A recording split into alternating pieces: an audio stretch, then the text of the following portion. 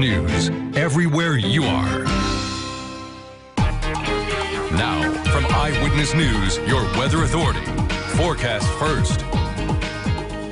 Straight up 12 o'clock, we're heading into the afternoon at 86 degrees. That's up 3 degrees this hour. We're going to be in the low 90s for a high today. Yesterday, we stayed south of 90. Not the case today, but not too bad. The humidity has not crept up too much. We will see the heat and humidity, though, back full force over the weekend as we see temperatures in the mid-80s as we head into this evening. I'll be back to tell you about the next rain chance. That's coming this weekend, too, in a few minutes. Live from Local 7 WTVW. This is Eyewitness News at noon in high definition. Thanks for joining us today. I'm Alexandra Johnson. A busy night for Evansville police is leading to a busy afternoon as well. We have the video taken last night at the scene of a shooting at Delaware and 5th in Evansville. Authorities tell us that one person there was shot in the leg. Shortly before 8 o'clock, EPD responded to a shots fired call at 5th and Columbia Streets. Later, they located the individual who had been shot on North 5th Avenue. And police say they haven't located a suspect, but they are still interviewing witnesses. The individual who was shot was transported to the hospital, and authorities say their injuries are not life-threatening. And just about an hour later, Evansville police were called to a residence on Broadway Avenue. When they arrived, they found an individual who had been stabbed and provided medical assistance. Police told us that later, a second victim involved in the stabbing was also taken to the hospital by car. Both individuals are being treated at this time, and detectives are still investigating and consider this house an active crime scene. An Ohio County mother is sharing a message from her hospital bed 1 week after losing 2 of her children in a house fire. Kristen Henry is continuing to recover after a fire took her Fordsville home 1 week ago. 2 of her young children, Ivy and John Ross, also died in that fire. Yesterday, Kristen took to Facebook emotionally thanking everyone for supporting her and her family back home. I love you, Miss Missy. It's not me, it's all him, I'm telling you. I shouldn't even be able to talk. Everything's so burnt. Every day I wake up and God has helped me so much, I just don't even know. The doctors in here are all amazed. And I tell them, every single one, God is good. He's faithful. Don't feel sorry for me, because I'll see my babies again. I know that without a shadow of a doubt. Kristen's daughter, Ireland, and her husband, John, are both still in the hospital recovering as well. A number of fundraisers are being held for the Henry family, and you can find information on a bank account being set up and events being held at our website. That's tristatehomepage.com.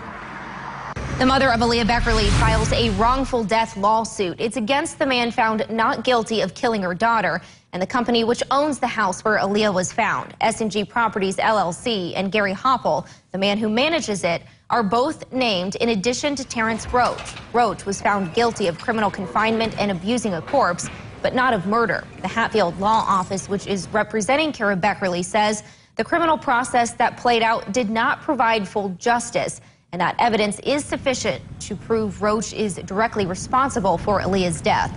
In addition, the Hatfields say S&G Properties' negligence allowed the crime to occur.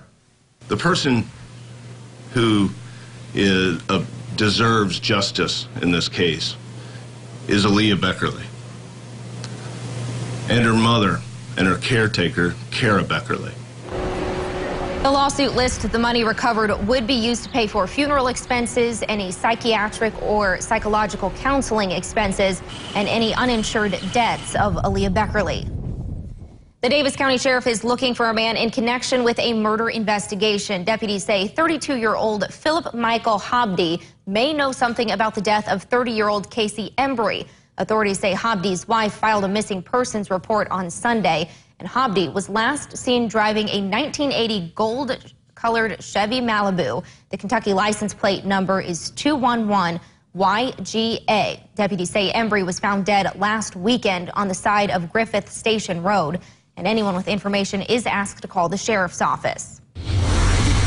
As the boil order for nearly all OMU customers is lifted, people across Davis County returned to normal water usage. As of yesterday, Whitesville residents and business owners started to use their water without boiling. Now, some restaurant owners say since Monday they had to use bottled water to make coffee and other drinks, plus replace regular plates with paper ones. Managers at the Whitesville Senior Center say they boiled water before using it to clean the dishes. E-cigarette use is becoming more and more common with teen smokers, but are there any health risks? Well, yesterday, Gilda's Club partnered with Smoke-Free Communities to go over the health risk for kids and teenagers who smoke e-cigs. But why is vaping becoming so popular? Courtney Horning, who is the interim director for Smoke-Free Communities, says there is a lot of misinformation about e-cigs. Horning says kids think they're healthier than smoking cigarettes, but that's not the case. Usually the pods that go in these devices are the nicotine equivalent to a whole pack of cigarettes. So kids are getting a very high concentration of nicotine into their bloodstream a lot faster than if they were to smoke cigarettes. So there's lots of different names for them. Horning warns parents that e-cigs are easy to hide and can look like flash drives, and you might have heard of a Juul or a Blue. These are the most common types of e-cigs, which kids are smoking at schools in the tri-state. Horning says upperclassmen are selling hits off their Juuls and also selling the actual products to younger students. Long lines nationwide, also right here in the tri-state, as hundreds of thousands of people wait. Build-A-Bear rolled out a new event, Pay Your Age for a Bear, and the response was more than overwhelming. Eastland Mall would not allow us on mall property, but a viewer sent us this video. Yesterday, the line wrapped all the way around the mall, all to get inside Build-A-Bear. A bear that is normally anywhere from $14 to $30 would cost just $1 per year of your age. I am a crazy mom doing this for my kids. My husband's like, where are you going? I'm like, to Build-A-Bear. He was like, aren't we getting rid of toys? I'm like, yeah, but... The event did not last long. Customers tell us shortly after opening, the Build-A-Bear in the Eastland Mall began turning customers away and handing out vouchers instead. And coming up after the break, we're also going to be telling you about another business in the tri-state that's doing a similar promotion today. So we'll have that coming up at noon. Plus, a lot of horsepower and noise is in the tri-state this weekend. Joe Bird gives us a look at the Vanderburgh County Fairgrounds when we get back.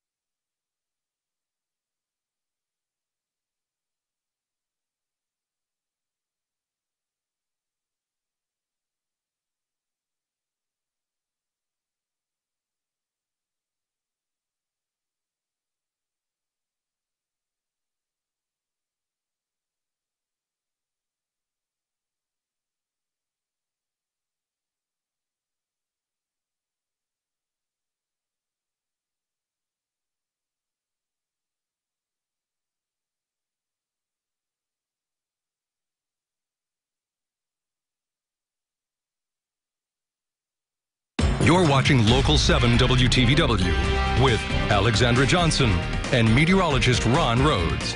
This is Eyewitness News at noon. Monster trucks are back in the Tri-State this weekend, and you can check them out today and tomorrow at the Vanderburgh County Fairgrounds. Our Joe Bird is getting the chance to see what it's like behind the wheel of one of those big rigs, and here's a look at what you can expect this weekend. The monster trucks are back at the Vanderburgh County 4-H Fairgrounds for their annual fundraiser for the 4-H kids, and we have got Bigfoot here this year. We have the Tailgater. You're the driver at Tailgater, Doug. Yes, sir, I am. What I tell you, welcome to Evansville, by the way. First time here? Yes, it is. Yeah, I've been hearing all kinds of good things about this place, so finally made it down here. How long have you been doing this? 18 years, actually. Really? Oh, yeah. How'd you get started on this? Hit my head when I was a little kid, actually. You know, yep. You know, when I'm not driving trucks, but when my mom, when I was a kid, she didn't support my head. So every time she went through doorways, right, my head got hit. So that's your truck out there, Tailgater. Hard to drive? It can be a handful at times. Yes, for sure. Well, something else is a handful is this one that we're in here right now. For some reason, I don't know what's wrong with you folks. I guess like you said, you hit your head, but your folks are going to let me drive this thing, so I'm gonna get her going here. We got to pull the knob. I want to pass the microphone off to you because you know you don't want to drive distracted, Doug. Right, exactly.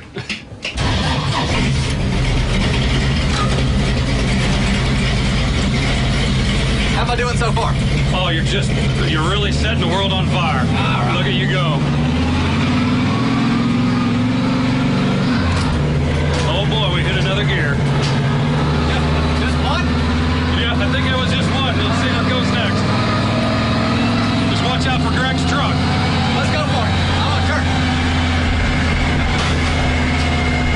I heard something crash in the back. I think the ladder went down. Keep driving. You're doing fine. Hey, there's your... Yeah, watch out for that one. The other one's fine. That's fair game over there.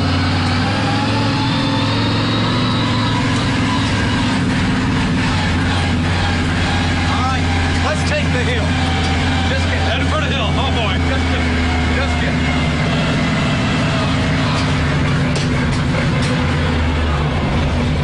All right. I tell you what. I got to put it back in park. Turn off the knob. Kill switch. Vanderburgh County 4-H Grounds is where you're going to find the monster trucks at. And if you go to O'Reilly's, any of them, by the way, $5 off. It's 10 for adults, or excuse me, 10 for kids, 15 for adults. But if you get your tickets early at O'Reilly's, $5 off. Come on down to the fairgrounds this weekend. Well, Chuck E. Cheese is jumping on the Pay Your Age Day bandwagon. This comes after Build-A-Bear did the same promotion yesterday. Chuck E. Cheese posted on its Facebook page last night saying, quote, "Didn't get to Build-A-Bear? Come in on 7/13, pay your child's age, and they will get 30 minutes of all you can play." The Evansville location is participating in Pay Your Age Day, and this is only happening today, and only children under the age of 9 qualify for this deal, as it's normally $10 for 30 minutes of play anyway. Yeah, so say, if you're 11 or 12 years old, it's not a deal anymore. It's not a deal. So 9 and under, it's a deal. Yeah, it's a deal right there. That's great to see, and we'll probably see a lot more of this just because of the huge response to the Build-A-Bear. The publicity is huge that Build-A-Bear got yesterday, yeah. So I can see why Chuck E. Cheese is trying to do this today. But you got to think, though, whose idea? Because you've got to. A lot of these kids are like 4 or 5 years old, and a lot of those Build-A-Bears, I've never done it, but you've said it. What? How much? Well, they 40, can be 50 really bucks? expensive if you get the specialty bears right here. Didn't it say any size bear? I think so. Wow. And a lot of people got vouchers because they cut the line off. They said, this is more than we thought. They're probably thinking, man, we're going to lose a lot of money. They probably didn't think people would wait 6 hours in line, but they did. People were ready. Well, today is Friday the 13th, that's right. So we know a lot of people associate this day with bad luck, but today could actually be your lucky day. That is if you're a fan of French fries. Now, we ask on our Facebook page, where is the best place to get fries in the Tri-State? And we've had quite a bit of response. Yeah, I guess. Let's see what some people are saying. People love their fries. Charlotte says GD Ritzy's. They're great fries. They're real really thin good fries, but they're really good, yeah. Emily says Penn Station or Five Guys. I love Five Guys fries. They're super good. Yeah, I haven't had, of course, Big Top, according to Julie Embry, is the best place. Where's a Big Top? I don't know. I've never heard of it. Oh, it might be like a local place like Big Dipper in Owensboro. Lori says McDonald's. A lot of people are saying McDonald's. Now, you had a poll on Twitter. Was that what ended up being? I guess the Big Top is on Franklin, is what I'm hearing. Oh, okay, on Franklin. All right, so it's here in town. Culver's. Yeah, Culver's, I guess, has good fries. I haven't eaten fries in years, but of course, I've eaten some of these places a long time ago. Red Robin. Someone says Taco Bell. Taco Bell. They had those nacho fries for about a week or two.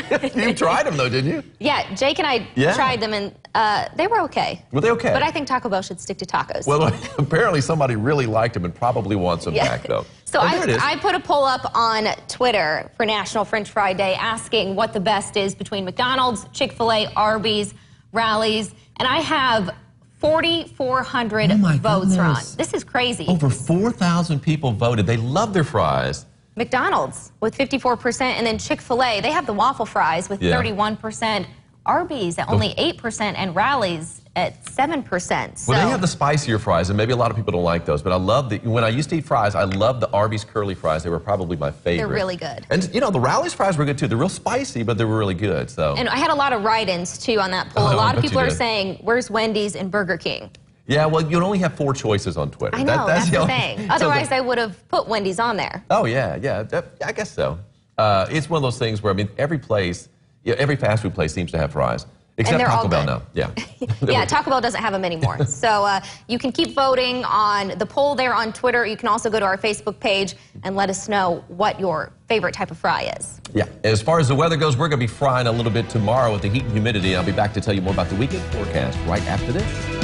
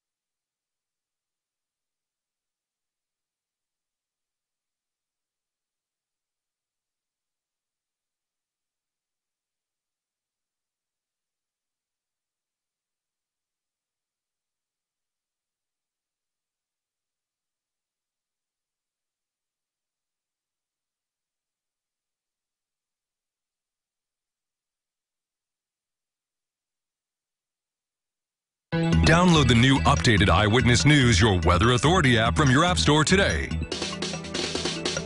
Now, from your Weather Authority, meteorologist Ron Rhodes. It's getting hotter out there, but it's not going to be as hot as what it's going to be tomorrow as we see a temperature in the low 90s. It is going to be a little bit hotter than what we had yesterday when we topped out at 89 degrees at the airport. So on this Friday the 13th, we're fairly lucky with the weather. I mean, it's the middle of July, 92 degrees. That's pretty close to where we should be, and not as humid as we normally are. At least most of us not as humid. We were seeing some watercrafts out there. I mean, I'm talking about like small boats, Looked like one of them was like some jet skis going out. I guess people are enjoying the day out there on the river. Hey, if you've got a 3-day weekend, good for you. Taking off early. But this is going to be the best day of the 3 days, I'll say that, if you've got a 3-day weekend, because tomorrow it's going to get hotter and it's going to be more humid both days over the weekend, and rain on Sunday is going to be pretty prevalent. But anyway, we've got the sunshine right now downtown. As we take a look at the numbers farther to the northeast at the airport, it is 86 degrees with a dew point of 64, which is actually down a little bit. Anytime it's south of 65, it's really not that humid. It's south of 70, you can deal with it. It's humid, but you can deal with it. It's when it gets over 70 that it gets tough, and it will be over 70 tomorrow, and especially on Sunday, Monday, and Tuesday. Of course, Sunday, Monday, and Tuesday, we have good chances for rain, at least Tuesday morning, but not too bad on the dew point right now. Let's see if we can do a little temperature run here. 84 degrees in Jasper, 85 in Princeton, 86 in Tell City, 87s anywhere? Yeah, Flora and Harrisburg both checking in with 87. It's 85 in both Owensboro and Henderson.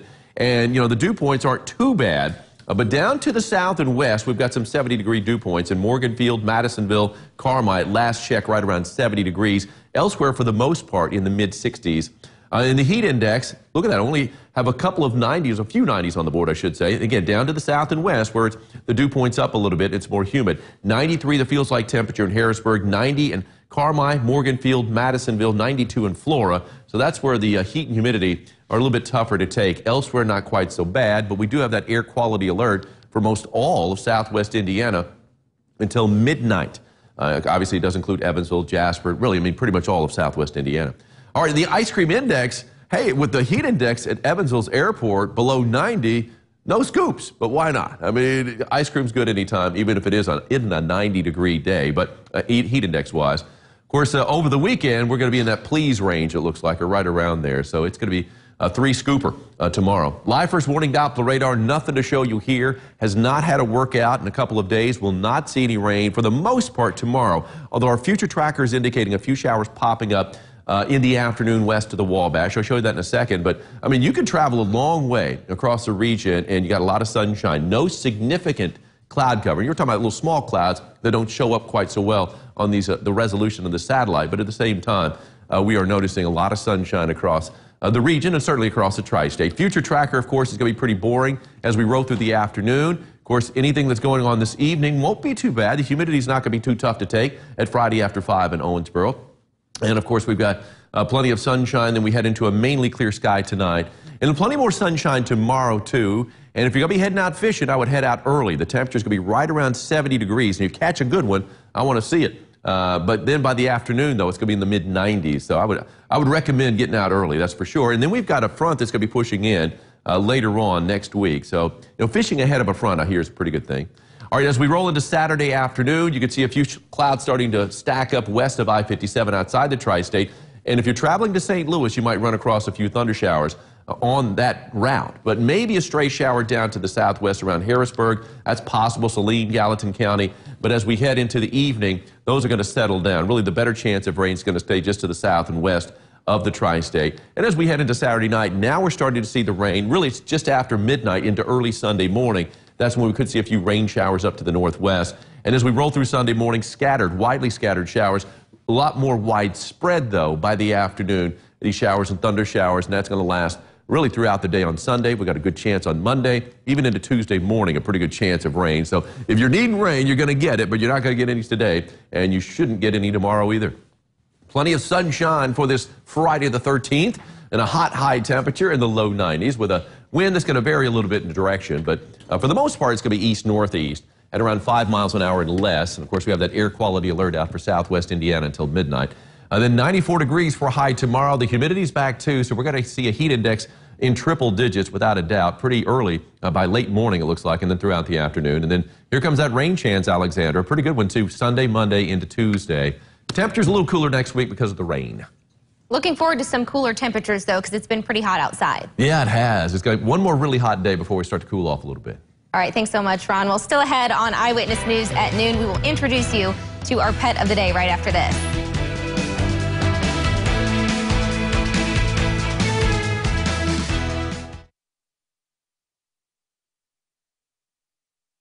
Yes. Yeah. She just sits in her kennel.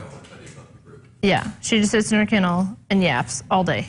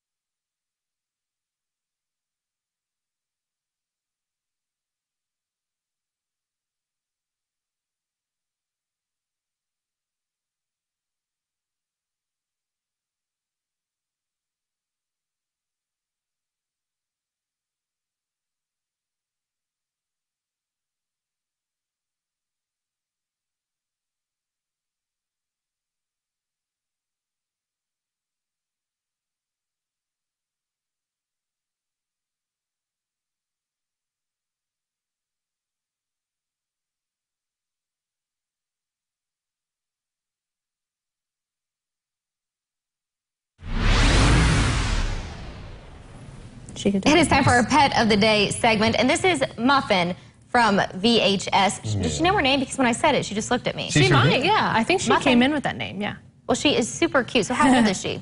I think she's about 2, so she's pretty young. And she came in as part of our Safe Pets program, which has to do with domestic violence victims. So her family had a really hard time and had gone through a whole lot and was not able to keep her anymore. So now she's up for adoption. And she's really, really cute. She does like to bark a lot. So she's probably not a super great choice for like an apartment, but otherwise she's really good. She has not barked once since she's been in the studio. Since I said that, and even in the car she was quiet the whole way here, so she's trying to make a liar out of me now. Or maybe she's just nervous. Yeah, maybe. That might be part of it. And she is a Chihuahua mix, you say? She is, yes. Well, a lot of people in the studio think that she looks like the Taco Bell dog. She could, yeah, she kind of does. And she's got the ears, too, if she'll show them. What are her adoption fees? She's $130, and she's already spayed and ready to go home today. Well, she is at VHS. If you would like to adopt her, that information's at the bottom of your screen.